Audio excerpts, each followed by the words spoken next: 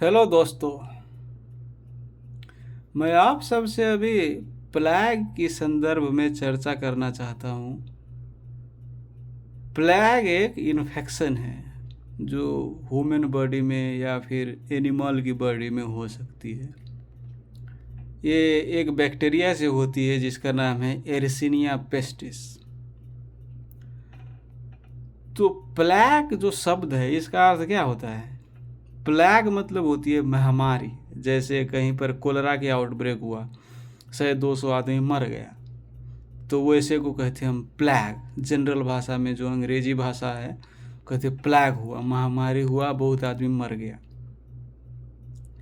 लेकिन हम medical literature में प्लेग का यूज करते हैं जो इन्फेक्शन होती है, येरिसिनिया पेस्टिस से जो इन्फेक्शन होती है, तो उसको हम नाम दिए हैं प्लेग। ऐसे ही बहुत सारे शब्द हैं मेडिकल लिटरेचर में जो अंग्रेजी में कुछ और अर्थ देती है और मेडिकल भाषा में हम उसको कुछ और समझने के लिए यूज़ करते हैं। जैसे आपको मालूम होगा क्या शब्द आपका दिमाग में आ रहा है?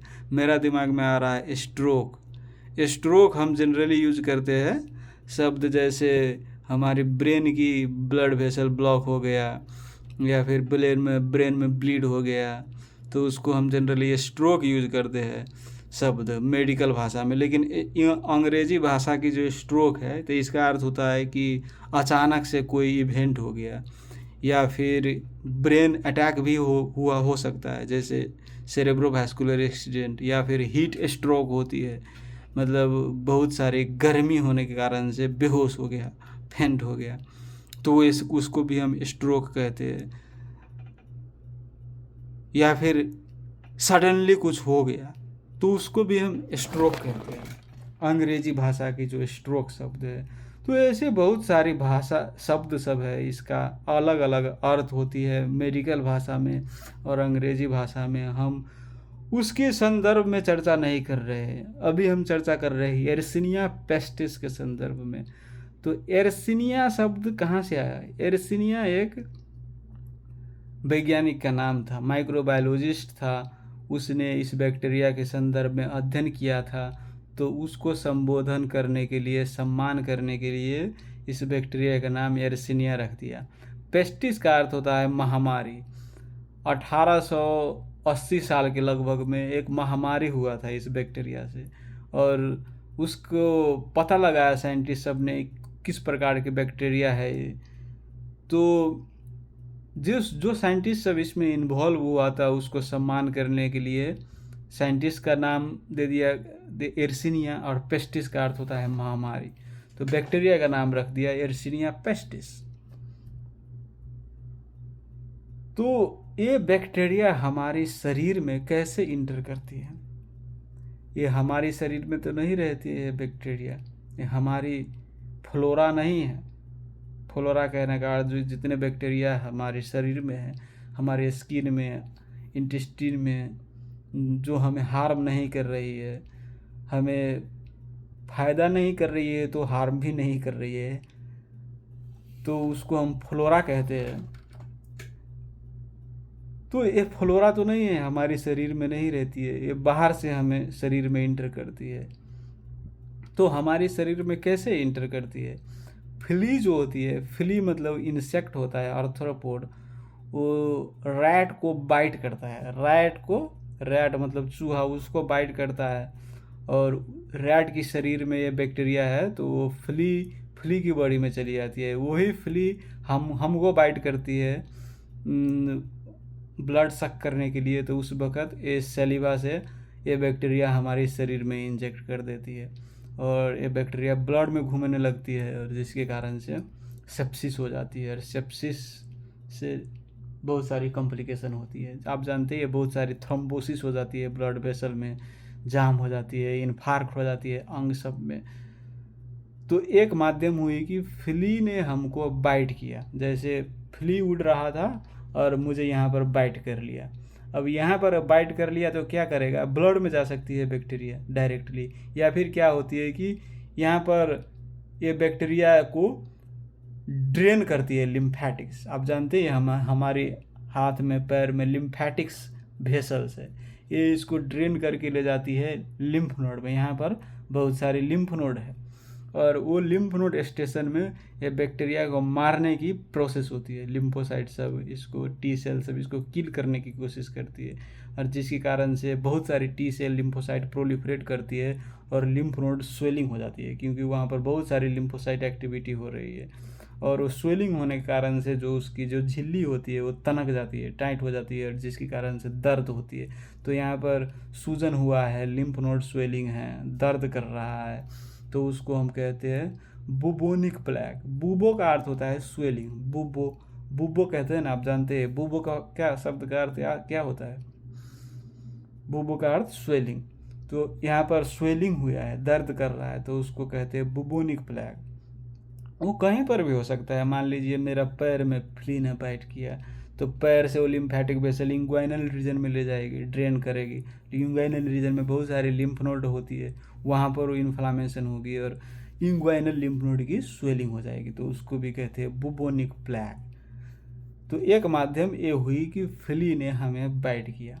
दूसरी माध्यम होती है कि सांस के माध्यम से। और बैक्टीरिया है, मानिए कोई रैट मर गया है आपके घर में और उसमें वो बैक्टीरिया था, समझे, और वहाँ से वो एरोसोलाइज हो रहा है और एरोसोलाइज होने के कारण से एयर कंडीशनर चल रहा है आपके घर में, वो पूरे बैक्टीरिया को एरोसोलाइज कर रहा है और उसमें बहुत, रैट में बहुत बैक्टीरिया है, तो आपकी सांस नली से आपकी लंग में चली जाएगी और निमोनिया करा देगी। और निमोनिया ही सिर्फ नहीं करती है, और निमोनिया से क्या होती है कि निमोनिया तो हो गए और वहाँ पर तो पल्मोनरी कैपिलरीज होती है, तो उससे वो बैक्टीरिया से ब्लड में इंटर कर जाती है और ब्लड में इंटर करके घूमने लगती है, ब्लड में सेप्सिस करा देती है। तो एक हो गई सांस के माध्यम से, या फिर रैट मरा हुआ हो सकता है, या फिर कोई व्यक्ति जिसको प्लैग हुआ हो, निमोनिया हुआ, वो खोंक रहा है, स्नीज कर रहा है, तो एरोसोल जनरेट कर रहा है, वो हवा छोड़ रहा है। स्नीजिंग से क्या होता है, जो भी बैक्टीरिया है फेंकता है और वो सर्कुलेट करती है एयर में और वो आपको इनहेल कर लिया, आपको भी निमोनिया हो जाती है। इसीलिए व्यक्ति से व्यक्ति में ट्रांसमिट हो जाती है ये स्नीजिंग, कॉफिंग के माध्यम से। और कुछ मेडिकल लिटरेचर सब कहते हैं कि आप खाना के माध्यम से भी होती है। कोई कंटामिनेटेड फूड है, वो जीआई ट्रैक्ट में जाकर भी ब्लड में इंटर करती है इंटेस्टाइन से, लेकिन एक कॉमन माध्यम नहीं है। मेन कॉमन माध्यम क्या है, हमने सांस की नली से इसको इनहेल किया, या फिर फ्ली ने बाइट कर हमें हमारे ब्लड में इंजेक्ट कर दिया, या फिर हमारी लिम्फ नोड सब स्वेलिंग हो गई, तो इसको कहते हैं निमोनिक प्लैग। जो निमोनिया हुआ तो हो गया निमोनिक प्लैग, लिम्फ नोड की स्वेलिंग हुई तो कहते हैं बुबोनिक प्लैग, सेप्सिस हुआ तो सेप्टिसेमिक प्लैग। तो मेडिकल लिटरेचर की जो अध्ययन करोगे तो इस 3 भाग में इसकी डायग्नोसिस जनरली करते हैं। निमोनिया हुआ है कि लिम्फ नोड की ग्रंथि की स्वेलिंग हुआ है कि सेप्सिस हो रहा है, समझे। और इसका डायग्नोसिस हम कैसे करेंगे? मान लीजिए मरीज खोक रहा है, स्पूटम निकाल रहा है, तो उसको कल्चर करने के लिए भेज देंगे लैब में, ब्लड को कल्चर कर सकते हैं। और ये बैक्टीरिया समय लगती है ग्रो करने में। आपको जनरली लैब सब क्या करता है, 72 घंटा तक होल्ड करता है, उसके बाद डिस्कार्ड कर देता है। लेकिन ये बैक्टीरिया आपको 1 हफ्ता 10 दिन लग सकती है ग्रो करने में। इसलिए आपने प्लैग की सस्पेक्ट की है तो लैब को इन्फॉर्म करना है कि होल्ड करने के लिए कोई स्पेशल मीडियम नहीं करना है, लेकिन जस्ट होल्ड करो। आप जानते हैं माइक्रोबायोलॉजी लैब की जो मशीन सब होती है वो बैक्टीरिया को कैसे आइडेंटिफिकेशन करती है? एसिगेला है, इकोलाई है, क्लेब्सिएला है, कैसे आइडेंटिफिकेशन करती है? क्या टेक्निक है उसकी? वो जीन सीक्वेंसिंग तो नहीं करता है।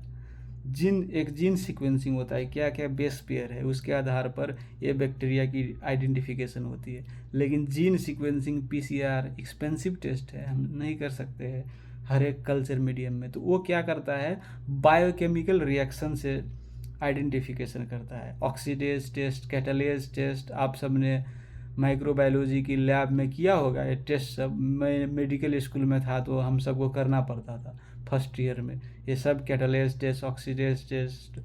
तो ये टेस्ट सब खुद मशीन ऑटोमेटिक करता है और उसके आधार पर ये आइडेंटिफाई कर देता है इस प्रकार के बैक्टीरिया है। तो इसमें क्या है कि ये मिस आइडेंटिफिकेशन होने की चांस रहती है, क्योंकि मशीन में हमने सर्टन प्रोग्राम रख दिया कि कैटालेज पॉजिटिव आए, ऑक्सीडेज पॉजिटिव आए तो ये इस प्रकार के बैक्टीरिया, कैटालेज निगेटिव आए, ऑक्सीडेज निगेटिव आए, इस प्रकार के बैक्टीरिया। तो मशीन तो उतना ही जानता है जितना आपने प्रोग्राम फिट किया। और तो एर्सिनिया पेस्टी होगी तो ये मशीन क्या लेबल करेगा, सिगेला है,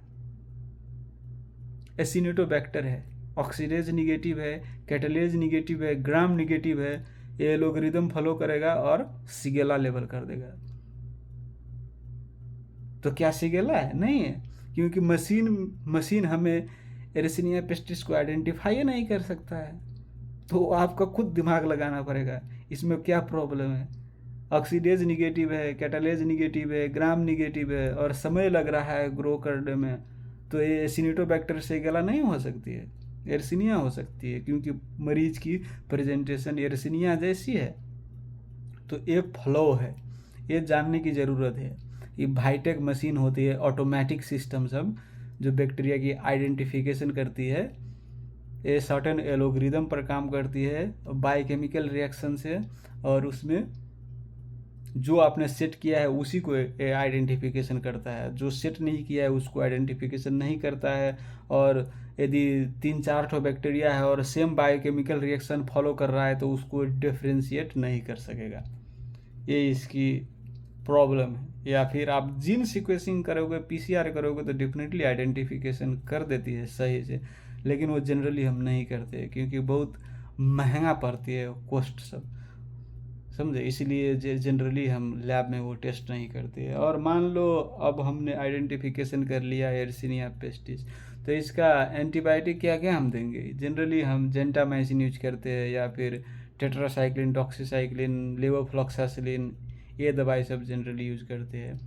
जो सिफालोस्पोरिन की दवाई होती है, सेप्ट्राइजोन, सेफिपिम, पिपरासिलिन, टैजोबैक्टम, मेरोपेनम, ये सब ये बैक्टीरिया को असर नहीं करती है, ये सब काम नहीं करती है। स्पेसिफिकली आपको देना है क्या, जेंटामाइसिन देना है या फिर लेवोफ्लॉक्सासिलिन, सिप्रोफ्लॉक्सासिलिन या फिर डॉक्सीसाइक्लिन। और यदि मरीज की अवस्था सेप्सिस में है तो आप 2 एंटीबायोटिक दे सकते हो, जेंटामाइसिन दे दो और लेवोफ्लॉक्सासिलिन दे दो। या फिर जस्ट एक ग्रंथि की स्वेलिंग हुई, लिम्फ नोड स्वेलिंग हुई, तो आप एक ही दवाई दे सकते हो, डॉक्सीसाइक्लिन 7 दिन या फिर 10 दिन के लिए दे सकते हो। वो डिपेंडिंग अपॉन कितना सीरियस स्टेटस है, उस अवस्था से हम 2 ठो दवाई देंगे, 2 ठो एंटीबायोटिक देंगे कि 1 ठो एंटीबायोटिक देंगे, वो हम डिसाइड करते हैं। और मरीज को आइसोलेशन में रखना पड़ता है, सेपरेट रूम में रखना पड़ता है। और वो मरीज को भेटने जो जाते हैं तो उस वक्त N95 लगाना है, पूरा कंटैक्ट प्रिकॉशन लगाना है, गाउन सब लगाना है, ग्लोव सब लगाना है, क्योंकि ये व्यक्ति से व्यक्ति में बैक्टीरिया ट्रांसमिट हो जाती है। अब मरीज से आपने ट्रांसमिट कर लिया, आपने गया दूसरे मरीज को भेंट करने के लिए, उसको दे दिया, फिर दूसरे रूम में गए उसको दे दिया, तो ये एक व्यक्ति से दूसरे व्यक्ति में ट्रांसमिट होती है। तो इसीलिए ये महामारी फैलने की चांस होती है, क्योंकि व्यक्ति से भी ट्रांसमिट होता है।